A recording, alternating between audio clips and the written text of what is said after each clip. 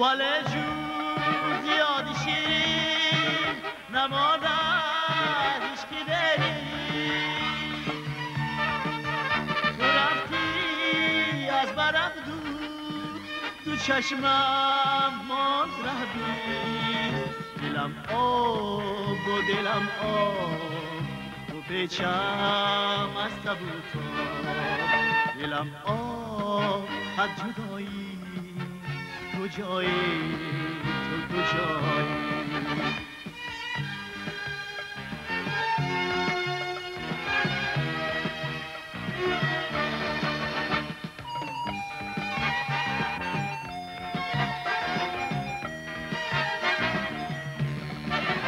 دیگر تنهای تنها روم دشت و دمنها گلی حسرت و یادت بچینم از چمنها لبانت بوسه آلو نگاهت بوسه آلو میانی ما زمانه عجایب قصه ها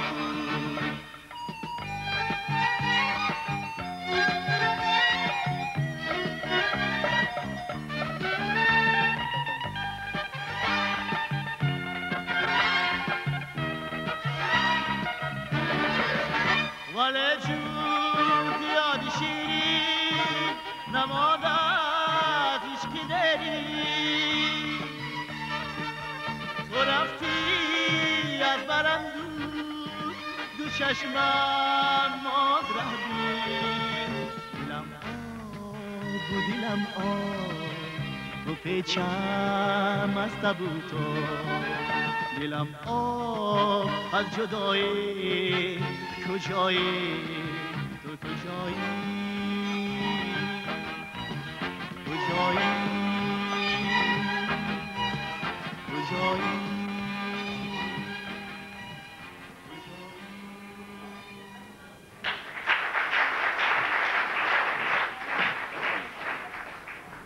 در بین نویسنده ها مطالبات و شوخی های هزل‌های رفیقانه بسیاری هست. من همین سیگارت بسیار میکشم دوست شگیم. یک روز در همون کابینت کاری خودم تنها نشستگی بودم در اتفاق نویسنده و یگان کس نمانده بود.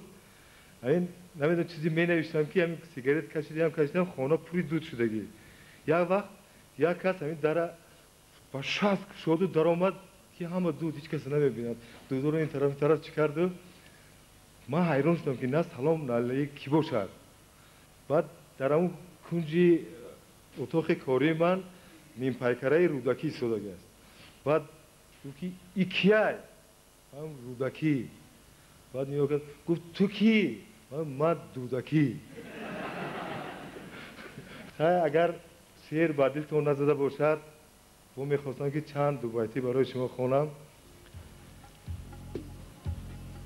پر از عشقم پر از دردم من امشب تو را در یاد آوردم من امشب ببینم تا مهی روی تو را باز به ماه نو دعا کردم من امشب تو را خواهم وسط تاب و تب دل 40 شب جان به جان لب بر لب دل 40 شب چیست اندر چله سر تو را خواهم 1001 شب دل تو را خواهم 1001 شب گل ایا دوشیزه گیسو سیاهم تو را دزدانه می بوسد نگاهم بسان طفل داری چهره پاک اگر بینم تو را ریزد گناهم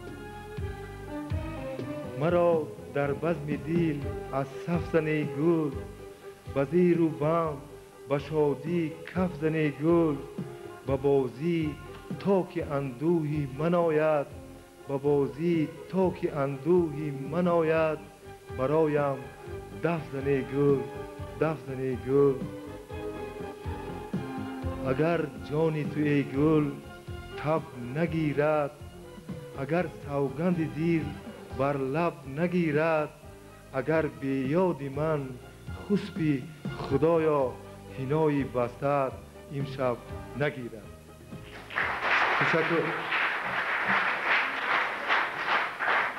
من میخواستم که با خوانندگان همین مکتب دو مجموعه اشعارم را تقدیم دارم، همچون رمزی سپاسگزاری ما و همچون رمزی سپاسگزاری اهل ادب.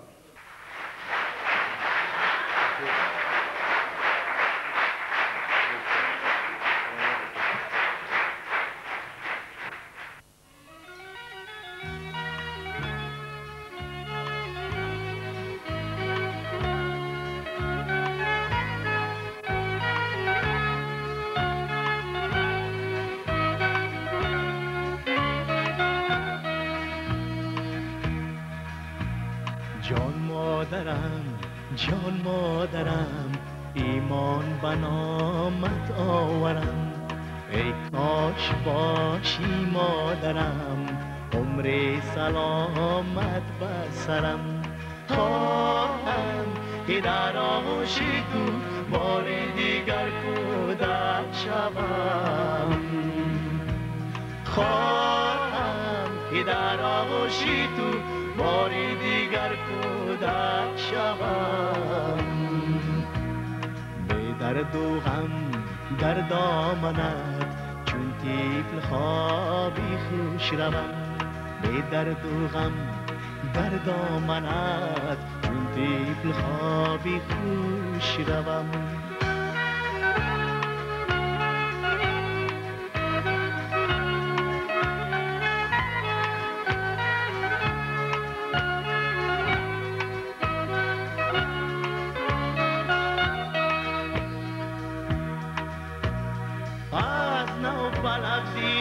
کودکی در نزدی تو خانم سرود، در پیشی باید سر میهم آرم به مهری تو سجود.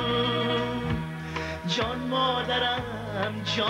مادرم هر قدر میابم کمال، در چشم تو طفلم هنوز من به ثواب و به وبال.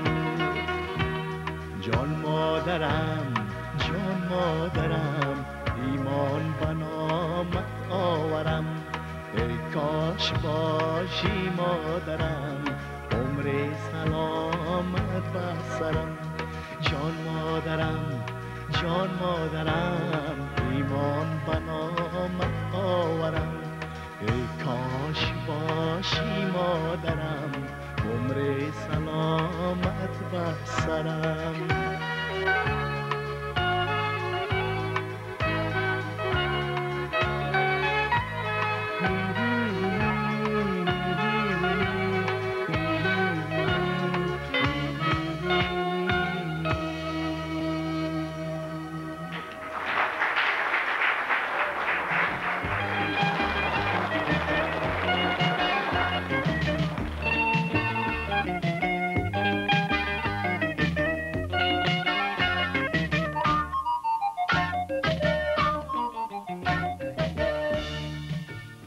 صنم سبزیده است در خاک کهن، چون گل نوروزی باز از بانگ نی او عجم سبزیده است.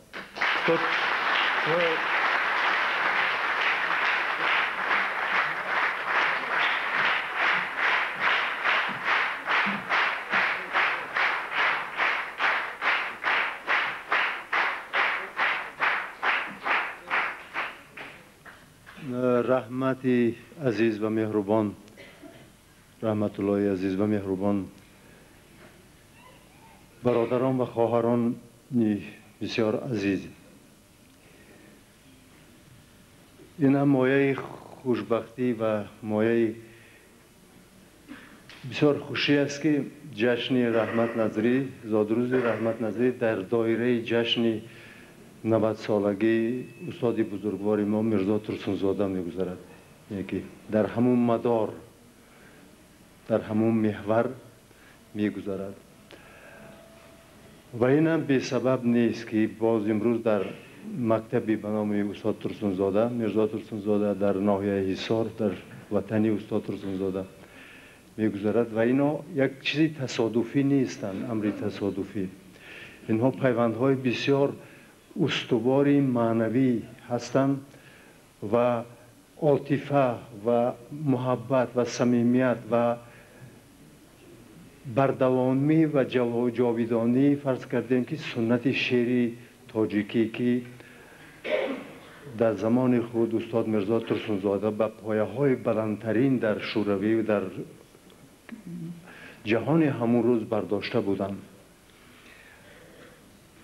و امروز بسیار خوش است که این جشن جاویدانه شعر و سخن که از جشن استاد میرزا ترسونزاده شروع شد از 2 می تا به امروز سال 7 ماه نوامبر در مسکو در کلان زل بعد خاتمه می‌یابد. و رحمت نظری از اون شاعران است که شاگردان واقعی، شاگردان معنوی استاد میرزا ترسونزاده هستند و شاگرد به واسطه معلم باقی رحیمزاده. برای اینکه همیشه پیش معلم باقی رحیمزاده می آمدند یا در خانهشان یا در اداره می آمدند و زیادتر وقتشان را و مصلحت و مشورت را با استاد باقی رحیمزاده درست میکردند. و این هم به سبب نیست چه اخلاق خوب رحمت الله، بسیار اخلاق انسانی بلند دارند. شاید که جرأت نمیکردند که با شعرهای نو شاگردانه و نو قلمانه‌شان به پیش یک شخصیت بزرگ عصر و پیش معلم میرزا ترسونزاده می درآمده باشند. اگر در آینده هم که با خواهش معلم ترسونزاده می درآمدند، بدون خواهش معلم نمی درآمدند. و معلم باقی رحیمزاده یک خاصیت خوب داشتند، یک فعلی عادت بسیار خوبی بزرگوارانه داشتند که هر کس که شعر می آورد هیچ وقت کاری نمیکرد، سخنی نمیگفت که باعث ملالت و باعث رنجش همون شاعری جوان میشده باشد. بسیار با نرمی، با مشورت، این خیلی کنیم بهتر میشد، این خیلی کنیم خوبتر میشد گفته همونطور مصلحت میدادن. برای همین آدمایی که زود رنج بودن و پیش معلم باقی رحیمزاده بسیار میرفتن. مثلا پیش ما و لایق با می آمدن، اگر ما نام شمشیر بر این میگفتیم گپا، برای که راست میگفتیم حقیقتا و تحلیلی هم جدی سرتاسری میکردیم، بسیار آدمون جرأت نمیکردن. به این خاطر انا باید رحمت نظری امروز در ادبیات تاجیک یک موقعی دارد که دیده که در جوانانی که با رحمت همسن و سال هستند شعر اجتماعی این کس از اکثر اونها قویتر و زورتر است. هم طبیعی است. شعری که رحمت میگوید من همین شعری که حاضر خواندم، همین شعری که حاضر خواندم من هم همین انتخاب کرده بودم برای خواندن، همچون نمونه بهترین شعری 10 سال آخر ما. این نمونه بهترین شعری دوران جنگی ما است. از این بهتر کسی دیگر غزل نگفته است. حتی من هم کوشش کردم از این بهتر گفته نتونستم. و ایجادیات رحمت من همه خیلی یک شاعری زمینی و شاعری اجتماعی و دوام دهنده سنت شعری فارسی تاجیکی است. یعنی گریزها از سنت، گریزها از اصالت شعر فارسی راهی گریز نمی جوید. مثلا شعر سفید و شعر سیاه و شعر کیمچی و این خیلی گونه شعرها رو نمی نویسند، خیلی نمود شعرها رو نمی نویسند و گمان میکنم که درست میکنن برای که در از همون ریشه و درختی که رویدن همون ریشه و درخت را گل و برگ و بار و میوه و چیزهای نوی خودشان را ثمر میارن و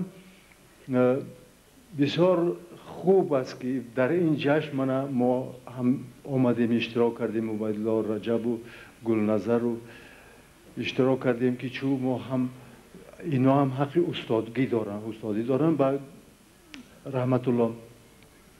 و من امروز انا حتی دیروزم نگفتن که 50 سالگیشون میشد، گفتن که یک ملاقات است میریم. من هم یک تا جای غافلگیر شدم. به این خاطر من رحمت الله را با این جشن زادروزشان در این جای رمزی، در این جای بسیار پاک و مقدس در پهلوی قلعه حصار که فرض کردیم که از قریب 4000 سال تاریخ دارد، یعنی که در پهلوی تاریخ بسیار عمیق و ریشه‌دار ما، تاریخ شاهانی چغانی، تاریخی یعنی که اهارون و حصار سامان، همون حصار شمانه که میگن همون حصار سامان است، همون شهری که در نزد ترمیز سامان خدا ساخته بود من همین است. تاریخچیان باید که مردانه به همین گپ اقرار شوند. در همین جای مقدس در حضور شما انسان‌های مقدس و بزرگ میگذرد و من دوست برادر و هم کسب خودم را به این مناسبت مبارکبادی میکنم. مبارک باشد این جشن و این دیداربینی بسیار شریف. مبارک